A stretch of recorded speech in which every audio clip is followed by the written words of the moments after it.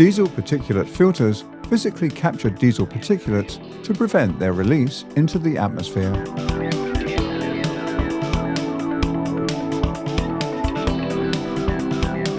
They have become the most effective technology for control of diesel particulate emissions, including particle mass and numbers.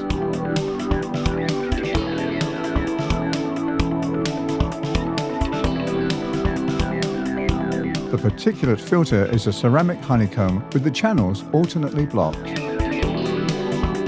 The exhaust gas is guided through the porous walls of the filter. The gases are free to pass while the particulates are collected against the wall. Each filter has a limited storage capacity defined by its volume. Burning the collected soot relieves the filter. This so-called filter regeneration process prohibits back pressure from exceeding engine limits.